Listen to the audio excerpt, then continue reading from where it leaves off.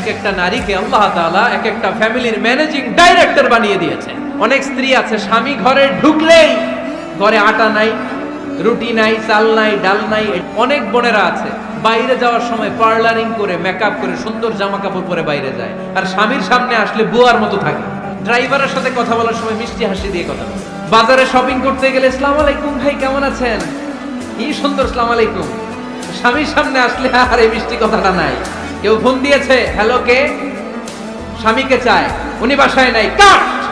আমার বোনেরা, আমার মায়েরা, খবরদার, আপনার স্বামীর ভেতরে আপনার জান্নাত, আপনার স্বামীর ভেতরে আপনার জাহান্নাম। এদেরকে আল্লাহ কি দায়িত্ব দিয়েছে? একটা ফ্যামিলিকে সুন্দর করতে, একটা দাম্পত্য জীবনকে সুন্দর করতে। স্ত্রীর এক নম্বর দায়িত্ব হচ্ছে she should make a comfort to her husband.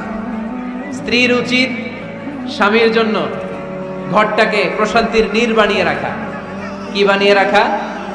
প্রশান্তির নীড়। স্ত্রী হওয়া উচিত এমন যাকে দেখলে স্বামীর চোখ জুড়ায়, স্বামীর প্রাণ জুড়িয়ে যায়, স্বামীর হৃদয়টা ঠান্ডা হয়ে যায়, ঠিক কিনা? আর স্ত্রীর দিকে তাকালে যদি মেজাজ গরম হয়ে যায়, মেজাজ খিটখিটে হয়ে যায়, ঝামেলা আছে না নাই? ঝামেলা আছে। এজন্য মেহেরবানি করে আমাদের বোনরা যারা, এমন কোনো কাজ করবেন না যেটা স্বামীর মেজাজকে খিটখিটে করে দেয়। কারণ আল্লাহ তাআলা আপনাদেরকে তৈরি করেছে লিতাসকুনু ইলাইহা, স্বামী আপনার কাছে গেলেই যেন তার হৃদয়টা প্রশান্ত হয়ে যায়, ঠিক কিনা?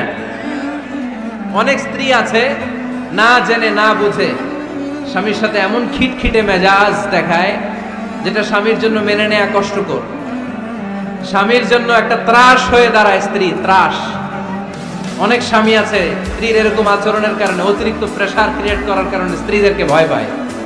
এজন্য বোনদেরকে বলবো লিতাসকুনু ইলাইহা, এমন ভাবে আপনি আপনার স্বামীর সামনে নিজেকে প্রেজেন্ট করেন যাকে আপনাকে দেখলে আপনার স্বামীর চোখ জুড়িয়ে যায়, হৃদয়টা প্রশান্ত হয়ে যায়, আপনাকে দেখলেই আপনাকে ভালোবাসতে মনে চায়, ঠিক কিনা? এজন্য রব্বুল আলামিন বলেন আমি নারীদেরকে তৈরি করেছি লিতাসকুনু ইলাইহা, যেন পুরুষেরা স্ত্রীদের সংস্পর্শ যখন পায় পুরুষদের হৃদয়টারে প্রশান্ত করে দেয়। কে? রব্বুল আলামিন বলেছেন খাদিজার জন্য জান্নাতে আমি এমন একটা ঘর বানিয়েছি যেই ঘরের মধ্যে কোনো বিশৃঙ্খলা নাই। খাদিজার জন্য জান্নাতে এমন একটা প্রাসাদ আমি বানিয়েছি যেই প্রাসাদের মধ্যে কোনো আওয়াজ নাই, কোনো কোলাহল নাই, কোনো বিশৃঙ্খলা নাই। কারণ খাদিজা আমার নবীকে এমন একটা ঘর উপহার দিয়েছে যেই ঘরের মধ্যে কোনো বিশৃঙ্খলা ছিল না, আওয়াজও ছিল না। পড়েন সুবহানাল্লাহ। আল্লাহ রাসূল যখন সারাদিন কাফেরদের মাঝে কোরআনের দাওয়াত দিতেন, কোলাহল, মারামারি, জীবনের ঝুঁকি নিয়ে মক্কার কুরাইশদের মাঝে যখন দাওয়াত দিতেন, সব বিশৃঙ্খলা, ঝামেলা, গোলমাল শেষ করে রাতের বেলায় যখন খাদিজার ঘরে বিশ্বনবী ঢুকতেন, বিশ্বনবীর হৃদয়টারে প্রশান্ত করে দিত কে?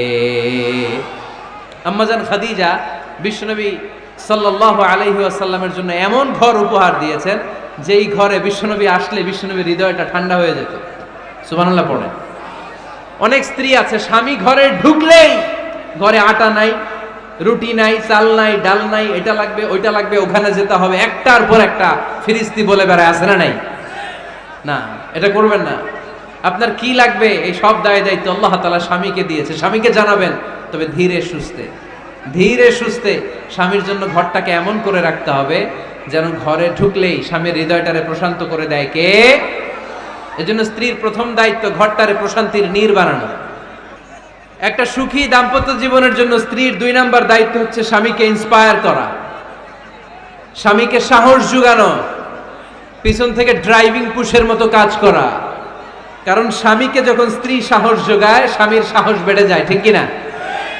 আল্লাহর হাবিব সাল্লাল্লাহু আলাইহি ওয়াসাল্লামের কাছে কোরআনের আয়াত নাযিল হলো, ইকরা বিসমি রাব্বিকাল্লাযী খালাক, খালাকাল ইনসানা মিন আলাক, ইকরা ওয়া রাব্বুকাল আকরাম, আল্লাযী আল্লামা বিল কলম, আল্লামাল ইনসানা মা লাম ইয়ালাম। পড়েন আল্লাহু আকবার। সূরাতুল আলাকের 5 আয়াত হেরা গুহায় যখন নাজিল হয়ে গেল, বিশ্বনবী সাইয়েদনা জিবরাইলকে নিজ আকৃতিতে দেখলেন, পা থেকে মাথা পর্যন্ত দেখে বিশ্বনবী ভয় পেয়ে গেলেন।